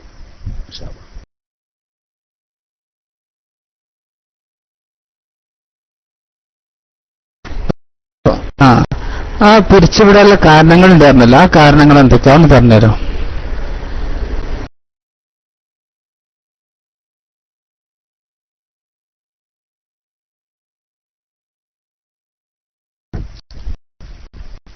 പിരിച്ചുവിടാനുള്ള കാരണങ്ങൾ എന്ന് പറഞ്ഞിട്ടുണ്ടെങ്കിൽ നാട്ടിന്റെ മസ്ലഹത്ത്, ആ ഖാദി തുടരുന്നതിൽ നാട്ടിൽ ഫിത്നയുണ്ടാവുക, അത് പിരിച്ചുവിടാനുള്ളൊരു കാരണമാണ്. അല്ലെങ്കിൽ ആ ഖാദിയേക്കാൾ ഉചിതനായ മറ്റൊരു ഖാദി ഉണ്ടാവുക, അത് പിരിച്ചുവിടാൻ മറ്റൊരു കാരണമാണ്. അല്ലെങ്കിൽ ആ ഖാദിയെ അംഗീകരിക്കുന്നതിൽ ജനങ്ങൾക്ക് വൈമനസ്യമുണ്ടാവുക, അത് മറ്റൊരു കാരണമാണ്. മനസ്സിലായില്ലേ? പിന്നെ ഖാദി സ്വയം പിരിഞ്ഞു പോകുന്ന അവസ്ഥകളുണ്ട്, ഖാദിസ്ഥാനത്തിന് പറ്റാതെയാകുന്ന അവസ്ഥകൾ ഉണ്ടാവാറുണ്ട്. ഇപ്പൊ ഖാദി എന്താണെന്ന് വെച്ചാല് ഒരു ഖാദി കള്ളുടിയനായി മാറി, അയാള് അല്ലെങ്കിൽ അയാള് പിന്നെ പ്രവാചകന്റെ പേരിൽ കള്ളം പറഞ്ഞു, ബോധപൂർവം കള്ളം പറഞ്ഞു, അബദ്ധവശാലുള്ള കള്ളല്ല. പ്രവാചകൻ സല്ലല്ലാഹു അലൈഹി വസല്ലമ തങ്ങളുടെ പേരിൽ ബോധപൂർവം കളവ് പറഞ്ഞിട്ടുണ്ടെങ്കിൽ ഇപ്പൊ ഞാനിപ്പോ ഇന്നാള് പറഞ്ഞില്ലേ, ഒരാളിപ്പോ സ്വന്തം ഉമ്മയെ നടുറോട്ടിലിട്ട് കാണ്ട് അങ്ങാടിയിൽ വെച്ചിട്ട് ജനമധ്യത്തിലാണ് വ്യഭിചരിച്ചു. അതിനേക്കാട്ടിലും വലിയ കുറ്റാണ് നബി സല്ലല്ലാഹു അലൈഹി വസല്ലമ തങ്ങളുടെ പേരിൽ ബോധപൂർവം കളവ് പറയുക എന്നുള്ളത്.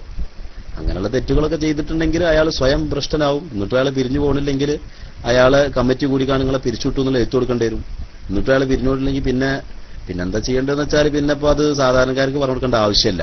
ഓർക്ക് കയ്യിന് നല്ല കരുത്തുണ്ടെങ്കിൽ ഓരാണ് കൈകാര്യം ചെയ്തോളൂ. പിന്നെ നമ്മൾ മൂല്യന്മാര് മസല പറയേണ്ട സമയമല്ല. ഇൻഷാ അല്ലാഹ്.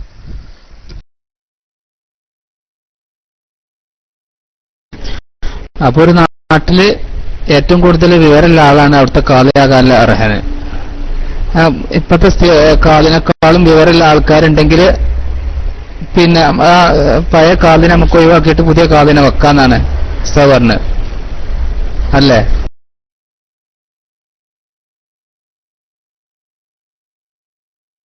അങ്ങനെ ഞാൻ പറഞ്ഞിട്ടില്ല. വിവരമുള്ളത് കൊണ്ട് പിരിച്ചുവിടാന്നല്ലേ അങ്ങനെ ഞാൻ പറഞ്ഞോ? വിവരമുള്ളത് കൊണ്ട് പിരിച്ചുവിടാന്നാണ് പറഞ്ഞത്. ഫിത്ന, ഒരു നാട്ടിലുള്ള ഖാദിയെ കൊണ്ട് ആ നാട്ടിൽ ഫിത്ന ഉണ്ടാകുകയാണെങ്കിൽ, അല്ലെങ്കിൽ ആ ഒരു നാട്ടിലുള്ള ഖാദിയെക്കാട്ടിലും ആ വിഷയത്തിൽ കൂടുതൽ ജനങ്ങൾക്ക് സ്വീകാര്യത ഉണ്ടാകുകയാണെങ്കിൽ, അറിവ് കൂടുതലുണ്ടായതുകൊണ്ട് ആള് സ്വീകാര്യനേക്കൊള്ളുന്നില്ല, അറിവുള്ളവനേക്കാരൻ ചിലപ്പോൾ ഏറ്റവും വലിയ ഫിത്തനക്കാരൻ. അറിവ് എന്നുള്ളത് സ്വീകാര്യതയുടെ മാനദണ്ഡമല്ല. അറിവുള്ളവൻ തെറ്റിയതാലാണ് അറിവില്ലാത്തവൻ തെറ്റിയതിനെക്കാട്ടിലും വലിയ പ്രശ്നം ഉണ്ടാകുക. മനസ്സിലായോ? അറിവുള്ളവനിൽ നിന്ന്, കൂടുതൽ അറിവുള്ളവരിൽ നിന്ന് തെറ്റുണ്ടായാൽ കൂടുതൽ അറിവ് ഇല്ലാത്തവനേക്കാൾ ഗുരുതരമാണത്. അപ്പൊ അറിവുണ്ടോ അല്ലേ എന്നുള്ളത് നോക്കിയിട്ടല്ല ആ കാര്യത്തിൽ.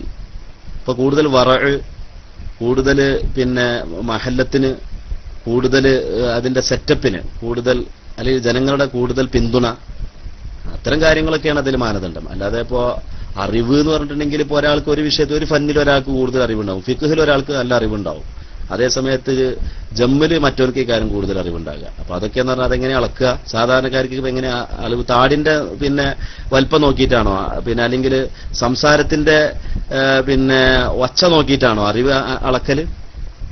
നമ്മളെ നാട്ടിലിപ്പോ കേരളത്തെ സംബന്ധിച്ചിടത്തോളം ഒരു പണ്ഡിതൻ എന്ന് പറഞ്ഞാല് ചിലപ്പോ ഫൈസി, ഇപ്പൊ ഞാൻ ഇപ്പൊ ഒരു ദാരിമിയാണ്, നൂർ ഫൈസിയാണ്, അല്ലെങ്കിൽ പിന്നെ അഹ്സനി ഉണ്ടാവും, അതല്ലെങ്കിൽ പിന്നെ അങ്ങനെയുള്ള ആളുകളൊക്കെ ഉണ്ടാവും. ഇതിലിപ്പോ ആരാണ് കൂടുതൽ അറിവുള്ളവനെന്നിങ്ങനെ ഇപ്പൊ ഈ നാട്ടുകാർക്ക് എങ്ങനെ വിലയിരുത്തല്? അപ്പൊ അറിവുണ്ടോ അല്ലേ എന്നുള്ളതല്ല, അറിവ് വെച്ചിട്ടല്ല പിരിച്ചുവിടുക എന്ന് പറഞ്ഞത്. മസ്ലഹത്ത്, ഒരു നാട്ടിൽ ഒരു ഖാദിയെ വെച്ചിട്ടുണ്ടെങ്കിൽ ആ ഖാദിയെ കൊണ്ട് അവിടെ കൂടുതൽ പ്രശ്നങ്ങൾ ഉണ്ടാവുകയാണ് ചെയ്യുന്നത്, അല്ലെങ്കിൽ ആ ഖാദിയുടെ പ്രവർത്തനങ്ങൾ നാട്ടുകാർക്ക് അംഗീകരിക്കാൻ പറ്റാത്ത രൂപത്തിലാണ് കാണുന്നത്, അല്ലെങ്കിൽ ആ ഖാദി എന്ത് ചെയ്യുന്നില്ല, തന്റെ ഉത്തരവാദിത്തത്തിൽ അയാൾ ഭയങ്കരമായ ദൂഷ്യങ്ങൾ ചെയ്യുന്നുണ്ട്. അങ്ങനെയുള്ള വിഷയങ്ങളൊക്കെ ആണെങ്കിൽ അപ്പോഴാണ് അയാളെ പിരിച്ചുവിടാൻ പറ്റുക കേട്ടോ. അതൊക്കെയാന്ന് പറഞ്ഞാൽ അതൊന്നും നമുക്ക് ഒറ്റയടിക്ക് ഇപ്പോൾ ഒരു മസാലയായിട്ട് പറയേണ്ട വിഷയങ്ങളല്ല. അത് ആ നാട്ടിന്റെ ആളുകളുടെ അനുഭവത്തിൽ നിന്ന് അവർ തീരുമാനമെടുക്കേണ്ട വിഷയങ്ങളാണ്. അത് ഓരോ നാടിന്റെയും സ്വഭാവവും ആ നാട്ടിന്റെ അനുഭവവും ബോധ്യപ്പെട്ടതിനു ശേഷം ആ നാട്ടുകാരായ ആളുകൾ തീരുമാനിക്കേണ്ടുന്ന തികച്ചും സാന്ദർഭികമായ ഒരു വിഷയമാണിത്. അത് മൊത്തത്തിൽ പറയാനുള്ള വിഷയമല്ല.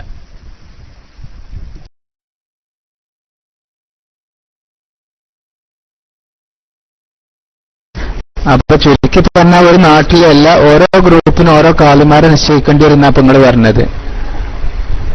നിങ്ങളെ വർത്തമാനത്തിൽ നിന്ന് ഇപ്പൊ അങ്ങനെ കിട്ടുന്നത്, പിന്നെ ഓരോ നാട്ടില് പിന്നെ ആ നാട്ടില് ഉള്ള ആൾക്കാർക്ക് പിന്നെ അവരുടെ പിന്നെ ആദർശത്തിന് ഇതനുസരിച്ചുള്ള കാലുമാരായിരിക്കണം എന്നപ്പോ നിങ്ങൾ പറഞ്ഞ്. അങ്ങനെ ആകുമ്പോ ഒരു നാട്ടിൽ 10 ഗ്രൂപ്പോ അല്ലെങ്കിൽ 10 വിഭാഗം ആൾക്കാരുണ്ടെങ്കിൽ 10 കാലുമാരെ വെക്കേണ്ടി വരൂലേ?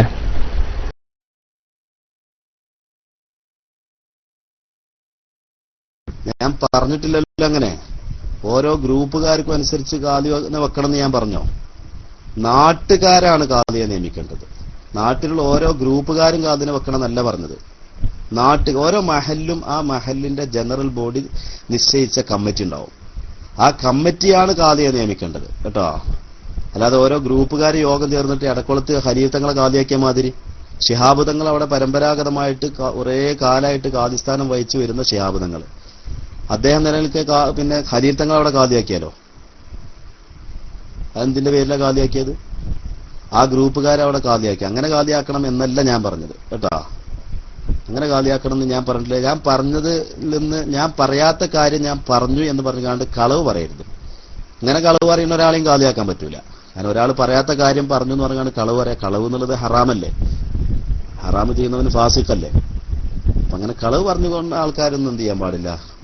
കളവ്, അത് റസൂലുള്ളാഹിന്റെ പേരിലുള്ള കളവാണെങ്കിലോ ഏതായാലും പാടില്ല.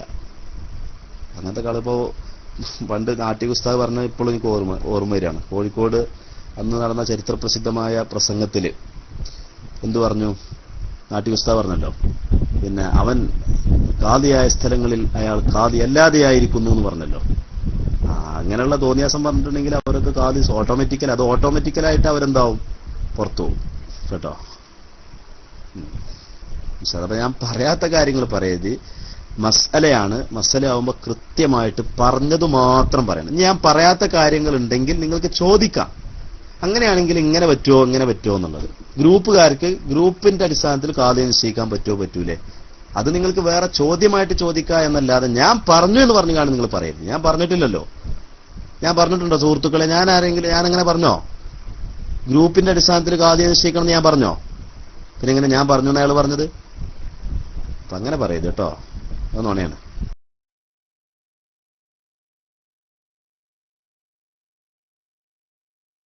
ഹലോ, അസ്സലാമു അലൈക്കും. തയ്യിബ് അലി ഉപ്പാടാ. നിങ്ങൾക്ക് ഇനി ഒരട്ടം കൂടിയൊക്കെ മൈക്കിൽ വരട്ടോ. ഞങ്ങളൊക്കെ റൈസാൻഡ് ചെയ്തിട്ടുണ്ട്. നിങ്ങൾക്ക് പഠിക്കാൻ വേണ്ടിയിട്ടാണ് എങ്കിൽ അതിന് പ്രശ്നമൊന്നുമില്ല. ആ ഉപ്പട, തയ്യിബ് അലി ഉപ്പട. നിങ്ങളെ ആ പേരിഞ്ഞ് വിളിക്കൂല. ബുറാഖ് പറഞ്ഞ പേരല്ല നിങ്ങൾക്ക് നല്ല, നിങ്ങൾക്ക് നിങ്ങളെ പേരെന്നെ മതി കേട്ടോ. ആ എം ടി ഉസ്താദ് ഏതാണ് ഞാൻ മൈക്കെടുത്തത്? ഇങ്ങനെ ഇവലൊക്കെ മൈക്കെടുത്ത് വറ്റുന്നിട്ട് മൈക്ക്. ഞാനിപ്പോ ഒരു മഹലിന് പുറത്താണെങ്കിൽ അയാൾ ആ പുറത്ത് വെച്ചിക്കാണ്ട് അയാളൊരു കാളി വിധിച്ചാല്, മാസം കണ്ടെന്ന് വിധിച്ചാൽ, അങ്ങനെ പറയുന്നത് ഫൈൻ ഖാന ഫി ഗൈരി മഹല്ലി വിലായത്തി ഫക മഅസൂലി എന്നൊക്കെ പറയുന്നുണ്ടല്ലോ. അപ്പൊ സ്ഥാനഭ്രഷ്ടനാണെന്നൊക്കെ ബഹുമാനപ്പെട്ട ആർട്ടി പുസ്തകം പറഞ്ഞു കേട്ടിരുന്നു. അപ്പൊ ഈ കാന്തപുരം അബൂബക്കർ മുസ്ലിയെ സംബന്ധിച്ചിടത്തോളം അയാൾ ലോക കാളി എന്നാ പറയുന്നത്. അങ്ങനെ പറഞ്ഞാലോ? അയാൾ പറയാണ് ഞാൻ ലോകത്തിലുള്ള കാളിയാണ്. അങ്ങനെ തന്നെ ആളുകൾ വയ്യത്ത് ചെയ്തിട്ടുണ്ട്. അപ്പൊ അങ്ങനെ ലോകത്തിൽ അയാൾ അങ്ങനെ മാസം കണ്ടു തീരുമാനിക്കുകയാണെച്ചെങ്കിൽ അപ്പൊ എങ്ങനെ ഈ പരിധി നമ്മൾ കണക്കൂട്ടുക? ആ ഒരു ചെറിയ വിഷയം ഉണ്ടല്ലോ. ഇപ്പൊ അഖിലേന്ത്യാ കാളി ആയിട്ട് മൂപ്പര് സ്വയം അവരോധിതനായി, അല്ലെങ്കിൽ ആളുകളെ ഈ അഹ്ലുൽ ഹല്ലുൽ അഖ്ദോ കുറച്ച് ആൾക്കാർ കൂടിയിട്ട് ആണ് തീരുമാനിച്ചു അയാളെ ഗ്രൗണ്ട് കാളി എന്നല്ല, അഖിലേന്ത്യാ കാളി തന്നെ.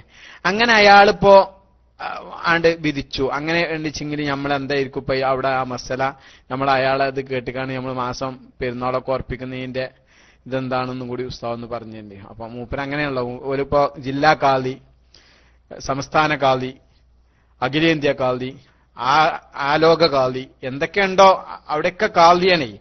അപ്പൊ അതുകൊണ്ടുള്ള വന്നൊരു സംശയമാണ്. ഇൻഷാ അല്ലാഹ്. അസ്സലാമു അലൈക്കും വറഹ്മത്തുള്ളാഹി.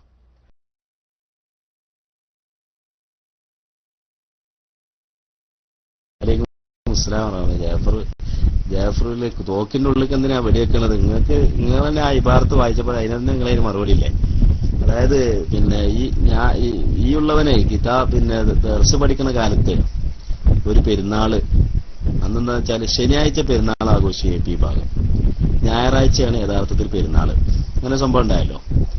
അപ്പൊ അങ്ങനെ ഞായറാഴ്ച അന്ന് വൈകുന്നേരം ഞങ്ങളെ പനങ്ങാങ്കര ടൗണിലേക്ക് ഇറങ്ങിയപ്പോ ഒരു സാഹിത്യനോട് ചോദിച്ചു, ഇപ്പൊ എന്താ, എങ്ങനെയുണ്ട്, എവിടെ നിങ്ങളെ കാളിമാരൊക്കെ മാസോർപ്പിക്കാൻ മുജാഹിദിന് വേണ്ടി നിങ്ങൾ മാസോർപ്പിച്ചില്ലല്ലോ എന്ന് ചോദിച്ചു. അപ്പൊ നമ്മളന്ന് ഓതന കാലല്ലേ, നമുക്കിപ്പോ മസലൊന്നും അത്ര അറിയില്ലല്ലോ, ചെറിയ കുട്ടിയല്ലേ.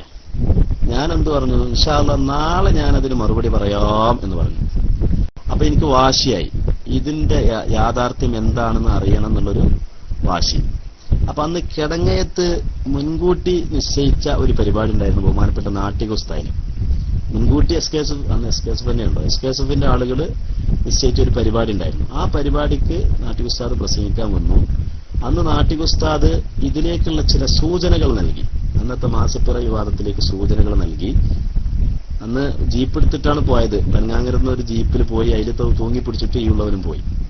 അങ്ങനെ നാട്ടിക ഉസ്താദ് അന്ന് പറഞ്ഞു, നാളെ കോഴിക്കോട് വെച്ചിട്ട് ഞാൻ ഇതിന്റെ എല്ലാ അരമന രഹസ്യങ്ങളും ഞാൻ വെളിപ്പെടുത്തുന്നുണ്ട്, അങ്ങോട്ട് വന്നാൽ മതി എന്ന് പറഞ്ഞു. അങ്ങനെ പിറ്റന്നാള് ബസ് കയറി കോഴിക്കോട് ചെന്നു. അസ്റുസ്കാരം കോഴിക്കോട് സ്റ്റേഡിയം പള്ളി എന്ന് പറഞ്ഞാൽ AP-ക്കാരാണ് ആ പള്ളിയിൽ ഉള്ള ആൾക്കാർ. അവിടെ വെച്ചുകാണ്ട് അസ്റുസ്കരിച്ചു. അസ്റുസ്കരിച്ചപ്പോ തന്നെ പുറത്തേക്ക് ഇറങ്ങുമ്പോൾ ഒരു നോട്ടീസ് കിട്ടുന്നുണ്ട്. ആ നോട്ടീസിൽ വാദപ്രതിവാദത്തിന് വെല്ലുവിളിയാണ്. ഈ വിഷയത്തിൽ വാദപ്രതിവാദത്തിന് തയ്യാറുണ്ടോ എന്ന് പറഞ്ഞിട്ട് ചെറിയൊരു നോട്ടീസ്, ഒരു 6 സെന്റിമീറ്റർ വീതി നീളമൊക്കെ ഉള്ള ഒരു ചെറിയ നോട്ടീസ്. അപ്പൊ നമ്മളത് കീശയിലിട്ട് പോയി. മുതലക്കുളത്തല്ലേ, മുതലക്കുളത്ത് വെച്ചുകൊണ്ട് ബഹുമാനപ്പെട്ട നാട്ടിക ഉസ്താദിന്റെ പ്രസംഗം. ആ പ്രസംഗത്തിൽ നാട്ടിക ഉസ്താദ് ഓരോ ജില്ലാ കാളിമാരെയും, ഇനി അഖില ലോകയാലും വേണ്ടില്ല, അഖിലേന്ത്യയിലും വേണ്ടില്ല, എന്തായാലും വേണ്ടില്ല, കാളിമാരും മുഴുവൻ, നെല്ലിക്കുത്ത് ഇസ്മായിൽ മുസ്ലിയാർ, അതുപോലെ തന്നെ കാന്തപുരം AP അബൂക്കർ മുസ്ലിയാർ, ചിത്താരി ഹംസ മുസ്ലിയാർ, വയനാട് കാളി അസം മുസ്ലിയാർ. അസം മുസ്ലിയാർ നീലാഞ്ചേരി പള്ളിക്കന്ന് തറാവീസ്കിച്ച് ഇറങ്ങുന്ന സമയത്ത് ആൾക്കാർ ചോദിച്ചിട്ട് മാസം ഉറപ്പിച്ചോ എന്ന് ചോദിച്ചു. അപ്പൊ അസമൂലിയർ മാസം ഉറപ്പിച്ചിട്ടൊന്നുമില്ലല്ലോ, പെരുന്നാൾ ഉറപ്പിച്ചിട്ടില്ലല്ലോ, നിങ്ങൾ മാസം ഉറപ്പിച്ചോ? ഞാൻ ഉറപ്പിച്ചില്ല, നിങ്ങളെ പേരിൽ ഉറപ്പിച്ചിരിക്കുന്നു പറഞ്ഞു. അപ്പോ ആരാ ഉറപ്പിച്ചത്? ഇയാളെ പേരിൽ വേറുള്ളവർ ഉറപ്പിച്ചൊക്കെയാണ്. അപ്പൊ അന്ന് കോഴിക്കോട് കാലി കാന്തപുരം അബൂക്കർ മുസ്ലിയാർ അബുദാബിയിലാണ്, അബുദാബിന്നാണ് ഉറപ്പിച്ചത്. മലപ്പുറത്ത് പിന്നെ നെല്ലിക്കുത്ത് ഇസ്മായിൽ മുസ്ലിയാർ എന്ന് പറയുന്നത് മലപ്പുറം ടൗണിൽ അയാൾക്ക് ഖാലിസ്ഥാനല്ല. പക്ഷെ അദ്ദേഹം വാദി സലാം എന്ന് പറഞ്ഞ മലപ്പുറം മഞ്ചേരി റോട്ടിലുള്ള വാദി സലാം എന്ന് പറഞ്ഞ അവരുടെ ഓഫീസിൽ നിന്നാണ് കാലി ഇത് മാസം ഉറപ്പിച്ചിട്ടുള്ളത്. അപ്പൊ അങ്ങനെ ഒരാൾ മഹലിന്റെ പുറത്തുനിന്ന് മാസം ഉറപ്പിച്ചാൽ അല്ലെങ്കിൽ ഒരു ഖാദി തന്റെ മഹല്ലിന്റെ പുറത്തു നിന്ന് വലിയില്ലാത്ത പെൺകുട്ടിയെ നിക്കാഹ് ചെയ്തു കൊടുത്താൽ, അതല്ലെങ്കിൽ മറ്റു ഖാദിയുടെ ഉദ്യോഗത്തിൽപ്പെട്ട ഏതെങ്കിലും വിധി പ്രസ്താവിച്ചാൽ, ഫക മഅ്സൂരിൻ, അവൻ ഖാദി അല്ലാത്തവനെ പോലെയാണ്. അതുകൊണ്ട് അവന്റെ വിധിക്ക് സ്വീകാര്യതയില്ല, ഇസ്ലാമികമായിട്ട് അത് വട്ടപൂജ്യമാണ്. ഫതുൽ മൊയ്ൻ. അപ്പൊ അന്ന് എ.പി. അബൂബക്കർ മുസ്ലിയാർ അന്ന് ചോദിച്ചിരുന്നു, ഖാദിയുടെ പരിധി ഏതാണ്, ഖാദിയുടെ അധികാരത്തിന്റെ പരിധി ഏതാണ്? മഹല്ലും തമ്മിലോ, പഞ്ചായത്തും തമ്മിലോ, ജില്ലയും തമ്മിലോ, സ്റ്റേറ്റും തമ്മിലോ? കേരളത്തിൽ മൊത്തം ഖാദിയായ ഒരാൾക്ക് തമിഴ്നാട്ടിൽ വെച്ചുകൊണ്ട് വിധിക്കുന്നതിന് എന്താ കുഴപ്പം? അല്ലെങ്കിൽ ഒരു മഹല്ലിൽ മാത്രം ഖാദിയായ ഒരാൾ, ഇപ്പൊ ഉദാഹരണം പറയുകയാണെങ്കിൽ ഞാൻ എന്റെ മഹല്ലിൽ ഒരു നായിബ് ഖാദിയാണ്. ഞാനിപ്പോ എന്ത് ചെയ്തു, ഈ മഹല്ലിന്റെ പുറത്തുനിന്ന് വലിയില്ലാത്തൊരു പെൺകുട്ടിനെ കെട്ടിച്ചു കൊടുത്താല് അപ്പൊ ഇയാൾ കുഴപ്പമുണ്ടോ? എ.പി. എന്ന് പറഞ്ഞു കുഴപ്പമില്ല, അതിനെ പരിധിയില്ല എന്ന് അയാൾ പറഞ്ഞു. അഖില ലോകത്ത് ഇവിടുത്തെ ഖാദിക്ക് അമേരിക്കയിൽ നിന്നും വിധിക്കാം, അമേരിക്കത്തെ ഖാദിക്ക് ഇന്ത്യയിൽ നിന്നും വിധിക്കാം എന്നാണ് അയാൾ പറഞ്ഞത്. അന്നാണ് ബഹുമാനപ്പെട്ട നാട്ടിക മുസ്ലിയാര് നവ്വറല്ലാഹു മർക്കദഹു, ബഹുമാനപ്പെട്ടവർ ഫതുഹുൽ മുഈനിന്റെ ഇബാറത്ത്, റൗളയുടെ ഇബാറത്ത്, തുഹ്ഫയുടെ ഇബാറത്ത്, നിഹായയുടെ ഇബാറത്ത്, ഫിഖ്ഹിന്റെ സർവ്വ കിതാബുകളുടെയും ഇബാറത്ത്, അദ്ദേഹത്തിന്റെ ഭാഷയാണ് അടുത്തത്, ഫിഖ്ഹിന്റെ സർവ്വ കിതാബുകളും ഉദ്ധരിച്ചുകൊണ്ട് ബഹുമാനപ്പെട്ടവർ പറഞ്ഞു, കാന്തപുരം എ.പി. അബൂബക്കർ മുസ്ലിയാർക്ക് മസല തിരിഞ്ഞിട്ടില്ല, അദ്ദേഹം സമർത്ഥനായ റസീവറായിട്ട് അധപ്പതിച്ചിരിക്കുന്നു എന്നാണ് ആ പ്രയോഗം ഉണ്ടായത്. എ.പി. അബൂബക്കർ മുസ്ലിയാർക്ക് അദ്ദേഹം ഫതുഹുൽ മുഈൻ തിരിയൂല എന്ന് ഞാൻ പറയുന്നില്ല, പക്ഷേ അദ്ദേഹത്തിന് തിരിഞ്ഞിരുന്ന ഫതുഹുൽ മുഈൻ അദ്ദേഹം സമർത്ഥനായ റസീവറായിട്ട് മാറിയപ്പോൾ മറന്നുപോയിരിക്കുന്നു എന്ന് ബഹുമാനപ്പെട്ടവർ പറഞ്ഞത് ഇപ്പോഴും എനിക്ക് ഓർമ്മയുണ്ട്. അപ്പൊ ഏത് ഖാദിയായാലും ഖാദി ആവണമെന്നുണ്ടെങ്കിൽ ഏതൊരു സ്ഥലത്താണോ ഖാദിയാകുന്നതെങ്കിൽ ആ നാട്ടിലുള്ള ആളുകൾ നിയമിക്കണം കേട്ടോ. അതുകൊണ്ടാണല്ലോ നമ്മൾ കാളികണ്ഠം സംവാദത്തിൽ പറഞ്ഞത്, അബ്ദുള്ളക്കുട്ടി മുസ്ലിയാർ എന്ന് പറഞ്ഞ തിരൂരങ്ങാടി ഖാദി കാളികണ്ഠം എന്ന് പറഞ്ഞ മഹല്ലിലേക്ക് ഖാദിയല്ല. കാരണം നിയമിച്ച ആളുകൾക്ക് കാളികണ്ഠത്തിൽ അധികാരമില്ല. നിയമിച്ച ആളുകൾ തിരൂരങ്ങാടിക്കാർ മാത്രമാണ്, അവർക്ക് കാളികണ്ഠം മഹല്ലിൽ അധികാരമില്ല. കാളികണ്ഠം മഹല്ലിൽ അയാൾ ഖാദിയാവണമെന്നുണ്ടെങ്കിൽ കാളികണ്ഠം മഹല്ലത്തുകാരുടെ അംഗീകാരം വേണം, ബൈഅത്തിൽ അവർ സംബന്ധിക്കണം, അല്ലെങ്കിൽ അവരുടെ പെർമിഷൻ വേണം. ഇതൊന്നുമില്ലാതെ മാത്രമല്ല ഞങ്ങളതിൽ പങ്കെടുക്കില്ല എന്ന നിലപാടാണ് അവർ സ്വീകരിച്ചിട്ടുള്ളത്. ആ സ്ഥിതിക്ക് തിരൂരങ്ങാടി നിയമിച്ച ഖാദി ഒരിക്കലും തന്നെ കാളികണ്ഠത്ത് ഖാദിയാകുന്നതല്ല എന്ന് നമ്മളന്ന് വളരെ വ്യക്തമായിട്ട് തന്നെ നമ്മളെ സംവാദത്തിൽ പറഞ്ഞില്ലേ ജാഫർ സാഹിബ്. അപ്പോ അങ്ങനെ ഒരാൾക്ക് ഖാദിയാവാൻ കഴിയില്ല. അങ്ങനെയാണെങ്കിലും ഞാനും പ്രഖ്യാപിക്കും. നിങ്ങളെ മഹല്ലേതാണ് ജാഫറിന്റെ മഹല്ലേതാ? ഏത് മഹല്ലാണ് നിങ്ങൾ? കരുവാരക്കുണ്ടാന്നാ തോന്നുന്നത്. എന്നാ ഞാനും അവിടുത്തെ ഖാദിയാണ്, നിങ്ങളെ നാട്ടിലത്തെ ഖാദി ഞാനാട്ടോ. നാളെ മുതൽക്ക് നിങ്ങളെ നാട്ടിലെ ഏതെങ്കിലും വലിയില്ലാത്ത പെൺകുട്ടികൾ എന്നോട് പറയാതെ കടിച്ചിട്ട് ഞാൻ പെൺ കാണിച്ചു തരാം എന്നിപ്പോ എനിക്ക് പറയാൻ പറ്റുമോ? അതിന് പിന്നെ എന്താന്ന് വെച്ചാല് അങ്ങനത്തെ ആളുകളെ കുതിരവട്ടത്ത് കൊണ്ടുപോയിട്ട് നല്ല എണ്ണക്കെട്ട് ചികിത്സിച്ചിട്ട് അവർക്ക് രാത്രി ഉറക്കം ഒന്നും ഇല്ലാത്ത ആൾക്കാരാണെങ്കിൽ എണ്ണ തലയിലിട്ട് കൊടുത്തുകാണ്ട് ഉറക്കമൊക്കെ ശരിയാക്കിയിട്ട് ശരിക്കും പഴയ കോലത്തിലാക്കുക. അതേ പേര് മറുപടി പറയാനുള്ളൂ. ഞങ്ങൾ റിലീസ് ചെയ്യട്ടെ.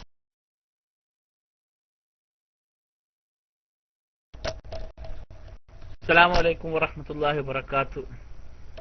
പിന്നെ ഉസ്താദ് നാട്ടിൽ നിന്നാണ്, 2:40 ആയിട്ടുണ്ട്. അപ്പോ ബുഷ്റാക്കുമുല്യവും ക്ലാസ് തുടങ്ങിയതാണ്. അപ്പൊ അതെല്ലാവരും ആ കാര്യം കണ്ടറിയണം, നമ്മൾ ബുദ്ധിമുട്ടിപ്പിക്കരുത്.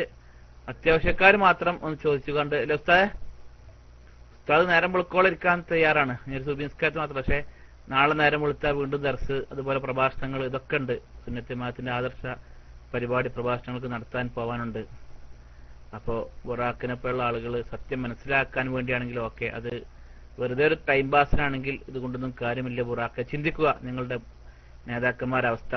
അതുകൊണ്ട് അത്യാവശ്യക്കാര് മാത്രം ചോദിച്ചുകൊണ്ട് മറ്റുള്ളവർക്ക് കൈ താത്തണം എന്നറിയിക്കുന്നു. ഒരു അടയാളം വെച്ചുകൊണ്ട് ഒരു ഐഡി അൽവാഫി എന്ന് കൈബന്ധിച്ചാണ് ഒരു ഐഡി, അൽവാഫി ഉസ്താദ് ഒരു ഐഡി കൈ, കാരണം പിന്നെ അവിടെ നിന്നാണ്ട് ചോദ്യക്കാർ വരണ്ട. ഇപ്പോഴും അത്യാവശ്യമില്ലാത്തവരൊന്ന് കൈ താത്തണം എന്നറിയിക്കുന്നു. അതിൽ ജാഫർ ഉസ്താദ് ഉണ്ട്. ഓക്കെ, അസ്സലാമു അലൈക്കും.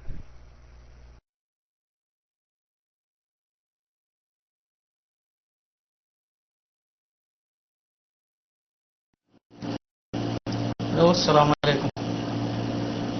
കേൾക്കണ്ടോ? ഹലോ ഹലോ, അസ്സലാമു അലൈക്കും. ഉസ്താദ്, എനിക്കൊരു ഫിക്സമായ ഒരു ചോദ്യമാണ്. അതായത് നമ്മള് സക്കാത്ത് സംബന്ധിച്ചിട്ടല്ല, നമ്മളിപ്പോ സക്കാത്ത് ഒരു വർഷം കഴിഞ്ഞിട്ടാണല്ലോ അതിന്റെ കണക്ക് പറയുന്നത്. അപ്പൊ ഞാനിപ്പോ റമദാന്റെ മുന്നേ ആണെന്നുണ്ടെങ്കിൽ റമദാന്റെ മുന്നേ അടുത്ത റമദാൻ ആകുമ്പോഴത്തേന് ഒരു വർഷം തികയില്ല. അപ്പം റമദാന്റെ 2 മാസം മുന്നേ എനിക്ക് ആ സക്കാത്തിന്റെ ഇത് കൊടുത്തു വിട്ടാൻ പറ്റുമോ? റമദാൻ ആവുന്നതിന്റെ മുന്നേ, ഒരു വർഷം തികയില്ല, അതിന്റെ മുന്നേ ആ സക്കാത്ത് കൊടുത്തു വിട്ടാൻ പറ്റുമോ എന്നുള്ളതാണ്. റമദാനിന് തന്നെ കൊടുക്കാൻ പറ്റുമോ എന്നുള്ളതാണ്. അസ്സലാമു അലൈക്കും വറഹ്മത്തുള്ളാഹി വബറകാതുഹു. ഞാൻ മൈക്കെടുത്തിട്ട് കുറെ ആയി, ഇനി എന്തെങ്കിലും ഉണ്ടോ എനിക്കറിയില്ല.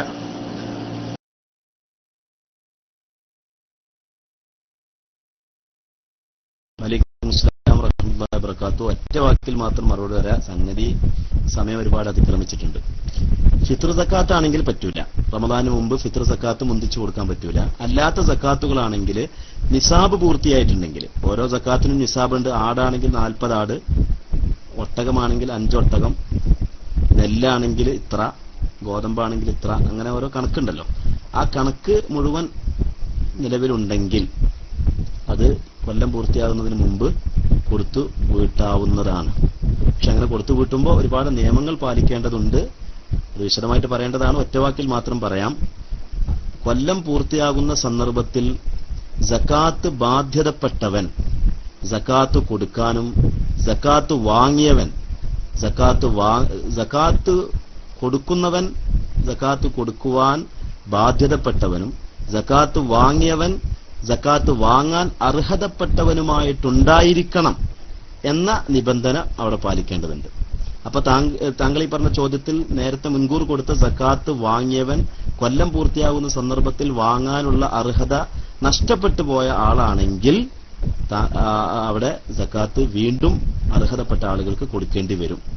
അങ്ങനെയുള്ള ഒരുപാട് നിയമത്തിന്റെ നൂലാമാലകൾ കടന്നു വരാൻ ചാൻസ് ഉള്ള ഒരു ചോദ്യമാണ്. വിശദമായിട്ട് ഇൻഷാ അല്ലാഹ് പിന്നീട് ഫിഖ്ഹിന്റെ ചർച്ചകളിൽ നിങ്ങൾ നിവാരണം വരുത്തണം എന്നാണ് പറയാനുള്ളത്.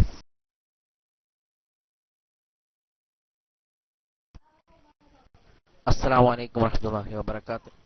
ഉസ്താദ് ഞാനൊരു PM ചെയ്തിട്ടുണ്ട്. ആ PM ശ്രദ്ധിക്കാനും നോക്കാനും സമയമുണ്ടെങ്കിൽ ഒന്ന് നിങ്ങൾ ശ്രദ്ധിക്കണമെന്ന് ഒന്ന് ഓർമ്മപ്പെടുത്തുകയാണ്. ഓക്കെ, ഞാൻ മൈക്ക് ചെയ്യുന്നു. അസ്സലാമു അലൈക്കും വറഹ്മത്തുള്ളാഹി.